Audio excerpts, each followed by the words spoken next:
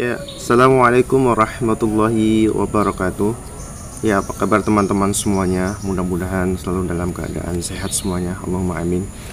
Ya, teman-teman semuanya, di pembelajaran kemarin kita sudah belajar tentang proses terjadinya proklamasi. Nah, untuk pertemuan kali ini, pembelajaran kali ini, kita akan mempelajari sejarah, ya, masih berhubungannya dengan proklamasi, tetapi kita akan pelajari mungkin peristiwa-peristiwa atau kejadian-kejadian sebelum berlangsungnya proklamasi. Ya, teman-teman semuanya, sama-sama kita ketahui negara Republik Indonesia itu merdeka pada tanggal 17 Agustus 1945. Nah, ini berkat pengorbanan seluruh rakyat Indonesia, terutama yaitu para ulama, para tokoh, dan semua masyarakat Indonesia. Nah, perjuangan ini cukup panjang untuk meraih kemerdekaan ini. Nah, kita akan mempelajari apa sih peristiwa-peristiwa sebelum berlangsungnya proklamasi. Ya, teman-teman, Indonesia itu pada saat itu, pada tahun 1945, ya, pada saat itu Indonesia masih dikuasai oleh dua golongan, yaitu Sekutu dan Jepang.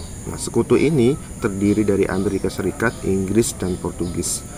Nah, pada tahun 1945 terjadi peperangan antara Sekutu dan Jepang. Pada tanggal 6 Agustus 1945, kota besar yang berada di Jepang yang bernama Hiroshima itu dibom atom oleh tentara Sekutu. Akhirnya menewaskan banyak jiwa yang terluka. Nah, kota ini adalah kota berpenduduk padat dan berpenduduk sipil dan sebagai pusat industri. Nah, 2 hari kemudian disusul bom, yaitu kota Nagasaki, sama berdekatan dengan Hiroshima. Nah, dua kota ini dibom oleh Sekutu.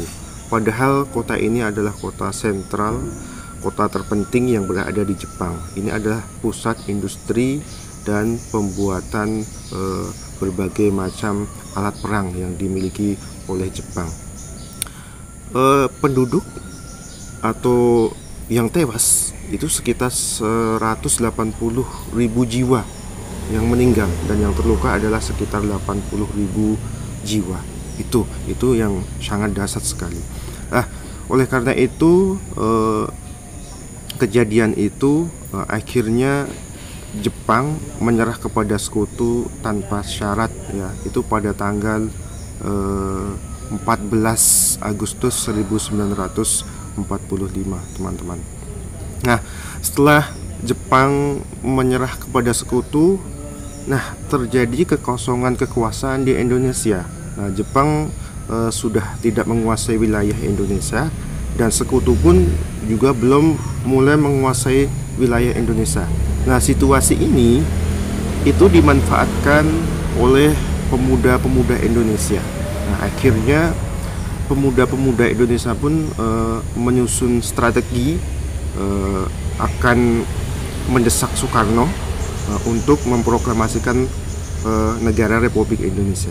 Pemuda ini diketuai oleh Khairul Saleh, ya, membentuk kelompok pemuda, yaitu untuk mempersiapkan kemerdekaan, ya.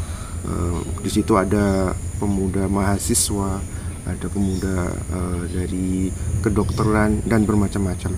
Akhirnya mengadakan rapat, ya, tanggal 15 Agustus 1945 dengan dipimpin oleh Khairul Saleh. Akhirnya hasil dari rapat tersebut akan disampaikan ke Bung Karno atau IR Soekarno. Akhirnya hasil rapat adalah mendesak Soekarno agar cepat-cepat melakukan atau menjalankan kemerdekaan Republik Indonesia. Namun, usulan ini ditolak oleh IR Soekarno dengan alasan Jepang sudah mempersiapkan semuanya untuk kemerdekaan Indonesia. Namun para pemuda tidak puas, tidak setuju apabila kemerdekaan Indonesia ini ada campur dari tangan Jepang atau ada campur dari pihak Jepang. Nah, pinginnya pemuda Indonesia ini kemerdekaan Indonesia adalah murni dari perjuangan rakyat Indonesia dan bangsa Indonesia tanpa ada ikut campur dari Jepang. Nah, akhirnya setelah itu para pemuda pulang dan menyusun strategi baru ya teman-teman semuanya. Akhirnya pada tanggal 16 Agustus 1945 para pemuda ini diketuai oleh Khairul Saleh mempunyai rencana bahwa Bung Karno ini harus diamankan nih ya. Bung Karno ini harus dibawa keluar dari Jakarta agar tidak terpengaruh oleh orang-orang Jepang seperti itulah. Akhirnya pada tanggal 16 Agustus tepatnya pukul 4 pagi atau subuh, IR Soekarno beserta istrinya Fatmawati dan anaknya Guntur dijemput oleh rombongan pemuda dari kelompok muda yang diketuai oleh Khairul Saleh membawa IR Soekarno dan Bung Hatta atau membawa IR Soekarno dan Muhammad Hatta keluar dari Jakarta, yaitu diamankan di Rengas Dengklok. Ya, selama IR Soekarno dan Muhammad Hatta di Rengas Dengklok, para pemuda itu memujuk supaya Bung Karno dan Bung Hatta itu mempersetujui bahwa proklamasi cepat-cepat akan dilakukan dengan tujuan agar Indonesia cepat merdeka. Dan pada saat ini Indonesia sedang kosong kekuasaan, jadi pihak Jepang sudah lagi tidak menguasai wilayah Indonesia. Nah, namun dari pihak Bung Karno dan Bung Hatta ini menolak karena kemerdekaan sudah dipersiapkan dari pihak Jepang, nanti akan diselenggarakan bersama-sama pihak Jepang. Namun pemuda pun tidak setuju, tetap pada malam itu mendesak IR Soekarno dan Hatta cepat-cepat untuk melakukan proklamasi kemerdekaan. Nah, setelah terjadi perdebatan antara golongan muda dan IR Soekarno, akhirnya IR Soekarno pun mempersetujui dan mengiyakan bahwa besok akan melakukan proklamasi kemerdekaan. Nah, setelah itu Bung Karno dan Bung Hatta dibawa lagi ke Jakarta untuk penyusunan teks proklamasi.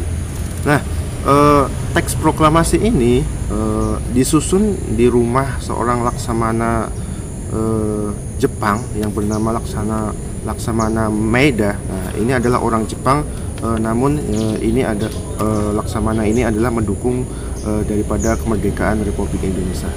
Nah, kenapa dilakukan di rumah Laksamana Maeda? Nah, ini dianggap rumah ini adalah aman dari pengawasan pihak Jepang seperti itu. Nah, di situ terjadilah penyusunan teks proklamasi yang ditulis langsung oleh IR Soekarno dan Muhammad Hatta. Setelah teks proklamasi tersusun, akhirnya pun ditandatangani oleh IR Soekarno pada malam harinya. Nah, kemudian teks proklamasi yang dalam bentuk tulisan tadi akhirnya diketik oleh Sayuti Melik dengan dirubahnya beberapa kata, yaitu atas persetujuan IR Soekarno. Dan setelah itu pada pagi harinya pada tanggal 17/1945 semua pemuda Indonesia ya yang pada waktu itu akhirnya bergotong royong menyiapkan segala sesuatunya yang berkaitan untuk mempersiapkan kemerdekaan Republik Indonesia. Nah, teks proklamasi itu dibacakan pada pukul 10 tepat di rumah kediaman IR Soekarno langsung, yaitu di Pegangsaan Timur nomor 56. Dan rencananya teks proklamasi ini akan dibacakan di lapangan Ikada, karena dianggap lapangan Ikada ini sangat luas dan nanti takutnya hadir banyak, nanti akan terjadi pertikaian antara rakyat Indonesia dan Jepang. Karena pada saat itu rakyat Indonesia masih diawasi oleh tentara Jepang.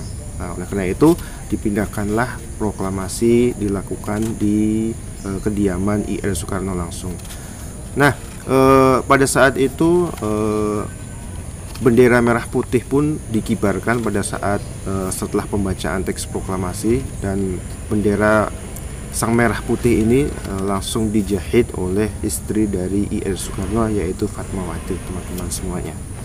Nah, kemudian ada beberapa acara yang di dalamnya, yaitu yang pertama adalah pembacaan teks proklamasi, pengibaran bendera. Nah, pengibaran bendera ini dilakukan oleh dua orang, yaitu oleh Latif dan As-Suhud, teman-teman semuanya, dan ditutup ada sambutan wali kota pada saat itu adalah Suwiryo dan Mawardi, seperti itu. Nah, itulah jadi Indonesia resmi merdeka pada tanggal 17 Agustus 1945. Nah, itu tadi peristiwa-peristiwa atau kejadian sebelum terjadinya proklamasi Republik Indonesia, teman-teman semua. Ya, semangat dalam belajar. Assalamualaikum warahmatullahi wabarakatuh.